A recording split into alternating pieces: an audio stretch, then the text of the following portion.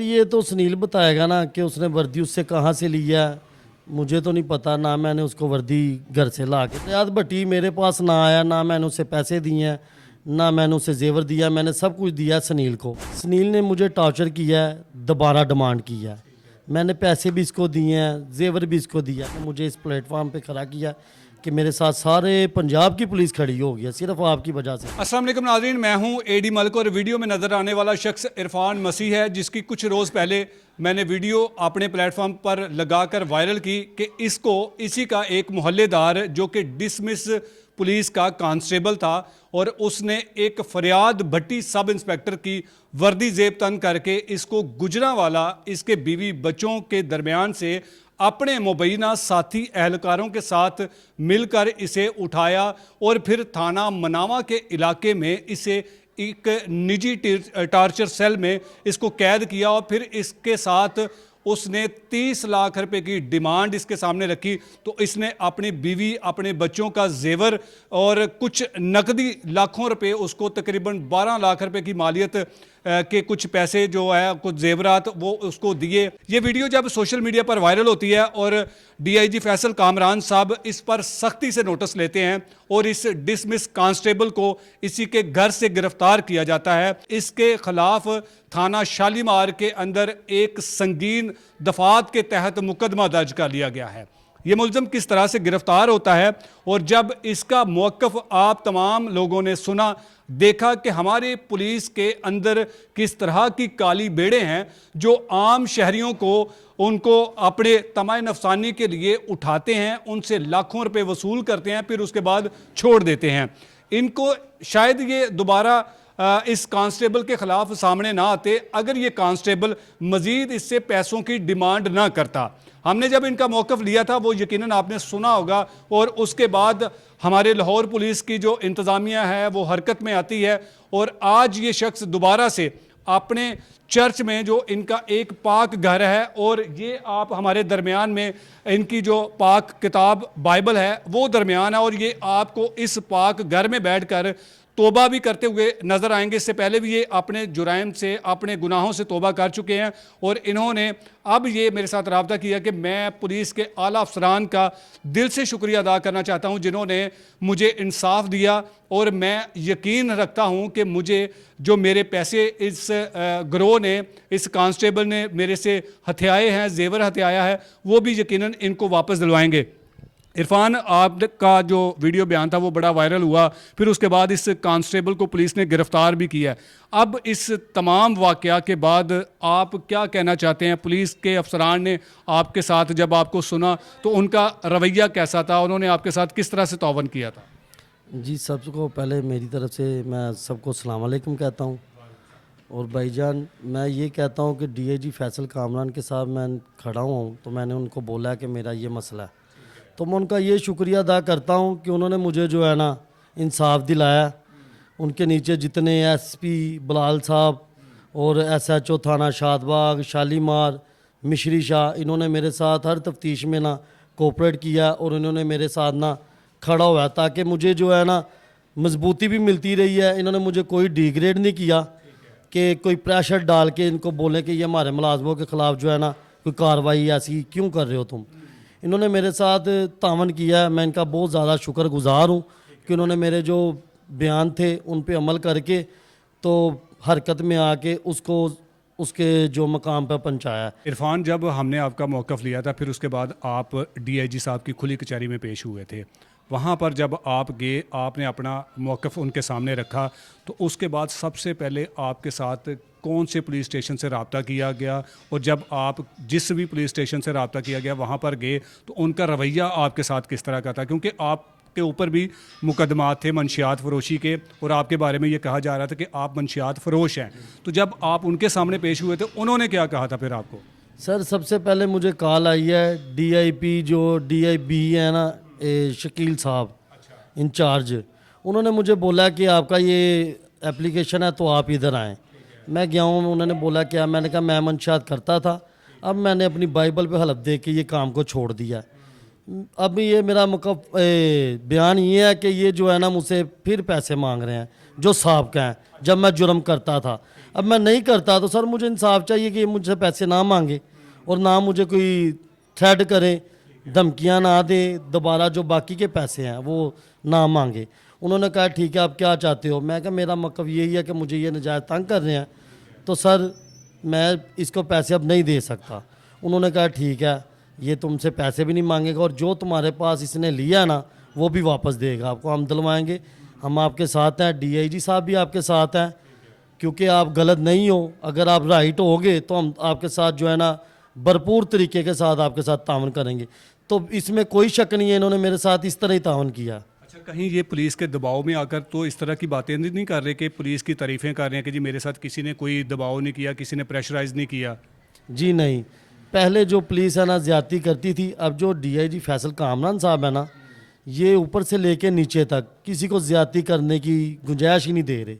अच्छा इरफान, आपकी जो एप्लीकेशन है उसमें आपने सुनील के साथ एक राहील गुज्जर नाम का भी एहलकार है कि वो पुलिस का ही एहलकार था या फिर वो कौन था, और इसके साथ आपने 5 से 6 एहलकार और भी लिखे थे नामलूम, उनके खिलाफ भी क्या पुलिस ने कोई एक्शन लिया है? उनको क्यों आपके मुकदमे में शामिल नहीं किया?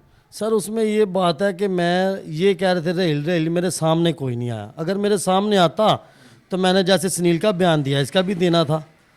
नहीं, सुनील का हमें मुबैना तौर पर पुलिस ज़राए ने ही बताया कि वो कहता था कि मैं इसको पकड़ने के लिए इसके घर गुजरांवाला नहीं गया था। पकड़ने वाले एहलकार कौन थे जो आपके घर में आए? यकीनन आपने उनको देखा तो होगा ना, कि उनमें से वो कौन लोग थे? सर उनके एक सब इंस्पेक्टर था जिसमें उसका वो नहीं था। हाँ, तो मुझे पता ही नहीं वो कौन है। मेरे सामने सिर्फ सुनील की शक्ल जो है ना, वही ये तो मैं बोल नहीं सकता क्योंकि वो मेरा महल्लेदार है। सुनील तो आपको मुबैना तौर पर जहाँ पर लाहौर में लाकर एक कमरे में बंद किया, वहाँ आपने सुनील को पहचाना। जो आपके घर गुजरांवाला गए थे वो कौन एहलकार थे? सर उनका जो है ना, मुझे पहली बार देखा, पता नहीं वो कहाँ के हैं कहाँ के नहीं हैं। शायद पुलिस वाले वो थे ही नहीं। जिस तरह ये फेक वर्दी पहन सकता है, हो सकता है वो भी आए हों। अगर पुलिस इसकी तफ्तीश मेरिट पर करे तो उन लोगों का भी पता चल सकता है कि वो कौन लोग थे, पुलिस एहलकार थे या फिर मुबैना तौर पर वो सिविलियन थे और इसी तरह की लूट मार करते थे। सर वो आप सुनील से वो पूछें या ना पूछें, ये मेरा मसला नहीं है। मेरा मसला बस ये है कि मैं जो चाहता था ना, डीआईजी साहब ने, एसपी साहब ने और जो थाना शादबाग के एसएचओ या मिश्री शाह के या अली हसन साहब जो शालीमार के हैं, उन्होंने जो मेरा मुतालबा था वो पूरा कर दिया। तो मैं राज़ी हूँ। अभी इनकी आपस की ये जो पुलिस की जो लाइन है। अच्छा, हमने उस एफआईआर में जो अभी आपकी मुद्दत में सुनील के ख़िलाफ़ हुई है उसमें लिखा है कि आपका सुनील मोहल्लेदार था और आपकी चपकलश थी, कोई आपकी कोई ज़ाती रंजिश थी, उस वजह पर जो है ना ये सारा मामला हुआ है। तो इसमें कितनी सदाकत है? कोई इस तरह का मामला था? सर ज़ाती रंजस तभी बनती है ना कि वो मुझसे कोई ज़्यादती करे या मैं उससे करूं, तो फिर बनती है। इसने ज़्यादती ये की है कि इसने मुझसे पैसे लिए हैं, मैंने दे दिए, मैं जुर्म करता था। अब जब छोड़ दिया है तो ये साहब का पैसे मांग रहा है, ये ज़्यादती कर रहा था। मैंने कोई 4 महीने में 5 महीने में आवाज़ नहीं उठाई। अभी ज़्यादती हुई है तो मैंने जो है आवाज़ उठाई है। आला अफसरान के आगे पेश हुआ कि सर ये देखे ये साहब का पैसे मांग रहा है, इसने मुझे राशन नहीं डाल के दिया, या मेरी बेटी की शादी के लिए कोई जहेज़ नहीं दिया, या मेरे बेटे के लिए स्कूलों की फ़ीसें नहीं दी। ठीक है, ये नहीं है।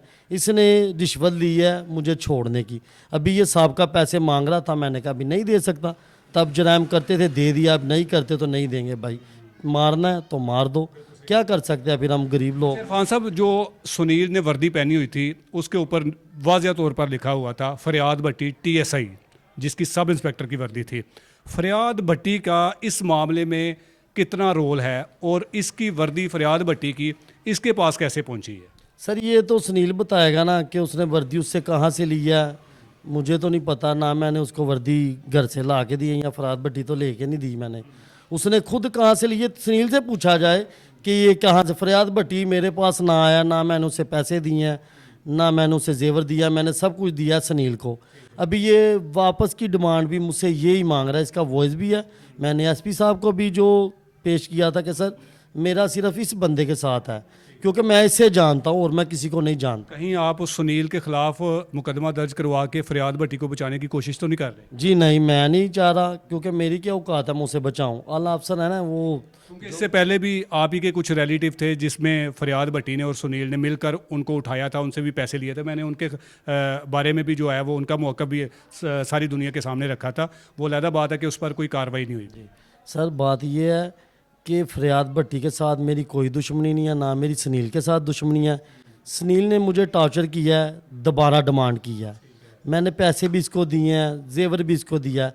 तो आप बताएं, आप पढ़े लिखे काबिल इंसान हैं, आपने मुझे इस प्लेटफार्म पे खड़ा किया कि मेरे साथ सारे पंजाब की पुलिस खड़ी हो गई है सिर्फ आपकी वजह से। तो मैं, आप बताएं कि मैं सुनील ही है अकेला मेरा जो बंदा मुझे तंग कर रहा है, मज़ीद तो मैं क्या किसी दूसरे का नाम क्यों लूँ? सुनील के खिलाफ मुकदमा तो पुलिस ने दर्ज कर लिया और यकीनन अब इसको इन्वेस्टिगेशन के हवाले कर दिया है। पुलिस अब क्या कहती है कि आपका जो 12 लाख रुपए का जो भी जेवरात और कुछ जो नकदी रकम थी वो आपको वापस दिलवाएगी, या फिर यहाँ पर आप खुश हो गए कि इसके खिलाफ मुकदमा दर्ज हो गया? सर, इस बात में मेरी किसी अफसर से बात नहीं हुई कि मैं आपको वापस दिलाऊंगा या नहीं। ये अभी मैं अदालत में जाऊंगा, मैं उधर शायद फरियाद करूं कि मुझे ये दिलवाया जाए। डीआईजी इन्वेस्टिगेशन सईद ज़ीशान रज़ा साहब भी बड़े माशाल्लाह से मेरिट परस्त इंसान हैं और मेरिट करते हैं। अब केस सारे का सारा उनके पास है, आप उनसे क्या मुतालबा करेंगे? उनसे तो फिर यही हाथ जोड़ के कहेंगे कि ये जो हमारे गए हैं पैसे और जेवर वापस दिला देंगे तो उनकी मेहरबानी है सर। हम तहे दिल से इनका शुक्रगुजार करेंगे और इनकी तारीफ़ें भी करेंगे, जिस तरह बाकी सब ने कोऑपरेट हमसे किया मेरिट पे। अगर मैं झूठा हूँ तो मुझे ना दें, अगर मैं सच्चा हूँ तो दिलवाना चाहिए इनको, इनकी मेहरबानी है सर डीआईजी साहब की। अच्छा, आखिरी सवाल है इरफान, अब आप इस पाक घर में और पाक कलाम को अपने दरमियान रख के पूरी दुनिया के सामने ये हल्फ ले रहे हैं कि मैंने जुर्म की दुनिया को छोड़ दिया और हमेशा के लिए, और आइंदा भी मैं जुर्म नहीं करूँगा। इस पर आप कितना कायम है? सर, इस पे मैं जितनी देर तक मेरी ज़िंदगी है ना, सिर्फ जितनी देर तक मैं ज़िंदा हूँ, खुदा ने मेरी उम्र है, उतनी देर तक मैं मंशियात ना करूँगा, ना किसी से करवाऊँगा और ना किसी मंशियात के काम में मुलव्वस पाऊँगा। जब मैं पाऊँ ये मुझ पे सबूत के साथ, प्रूफ के साथ 100 गुना ज़्यादा डाले मेरे ऊपर, मेरे से 100 गुना ज़्यादा जो है ना, मुझे डाले भी ना, सीधा मेरा इनकाउंटर कर दें। सर, एक मेरी डीआईजी साहब से ये गुजारिश है कि देखिए अब मैंने जराइम छोड़ दिया तो मैंने घर से बाहर भी जाना है मेहनत करने, मजदूरी करने, तो साहबका रिकॉर्ड की वजह से मुझे प्लीज़ तंग करे। इसके लिए मैं उनकी मिन्नत ये करता हूँ, वो आपको सुन रहे हैं, आप उनको मुखातब करके कहें कि मिन्नत ये करता हूँ मैं कि जनाब मुझे इन सबको कहा जाए कि अगर मैं जुर्म छोड़ता हूँ तो मैंने मेहनत मजदूरी करनी है, तो मुझे साहबका रिकॉर्ड से कोई पुलिस परेशानी ना दे। एसपी बिलाल साहब ने भी, मैंने ये उनको भी यही कहा है, उन्होंने मुझे अपना नंबर दिया कि ये मेरा बेटा नंबर है, अगर तुम्हें कोई तंग करे तो आप मुझे नंबर मिला के जो है ना बात कराएं। तो डीआईजी साहब जब कह देंगे कि यार इस बंदे को नजायज़ तंग ना किया जाए, मेहनत मजदूरी करने कैसे पूरा मौका दिया जाए, इनके लिए जो है ना मेरे लिए आसानी पैदा कर दें। बिल्कुल जी, डीआईजी साहब यकीनन इनके पैगाम को सुन रहे होंगे और इनसे ये इल्तिजा कर रहे हैं कि मुझे एक आम शहरी, शरीफ शहरी होने का, रहने का मौका दिया जाए, ताकि मुझे जो जगह जगह पर इन्होंने मेहनत भी करनी है, काम भी करना है, तो उस सिलसिले में कोई इन्हें परेशान ना करे। और जो अब मामला इस कांस्टेबल के ख़िलाफ़ मुकदमा दर्ज हो चुका है संगीन दफ़ात के तहत, वो तो जो उसने जुर्म किया है वो यकीनन उसकी सज़ा उसे मिलेगी। लेकिन हमारा मुतालबा ये था कि इस तरह के जो महकमा पुलिस के अंदर जो करप्ट काली बेड़े हैं, और जो एक पुलिस एहलकार के ख़िलाफ़ तो मुकदमा दर्ज कर दिया, लेकिन अब गुजारिश है इन्वेस्टिगेशन डिपार्टमेंट से कि इस शख्स की मेरिट पर तफ्तीश होनी चाहिए। हम किसी के सपोर्टर नहीं, हम किसी के सहूलतकार नहीं है। हम ये चाहते हैं कि इस महकमे को या फिर इस वर्दी को जो दागदार करने की कोशिश करते हैं, जो बदनाम करने की कोशिश करते हैं, हम उनके ख़िलाफ़ हैं। जो कोई पुलिस एहलकार गलत काम करेगा या फिर गलत कामों में मुलव्वस पाया जाएगा, हम सबूतों के साथ उसको अवाम की अदालत में रखेंगे ताकि उनका एहतसाब किया जाए। अब ये शख्स तो पुलिस की हिरासत में है, हवालात में बंद है। अब उम्मीद करते हैं कि जो इसने इस शहरी से लाखों रुपए बटोरे थे वो पुलिस बाजियाब करवा के उससे रिकवर करवा के इस गरीब इंसान को वापस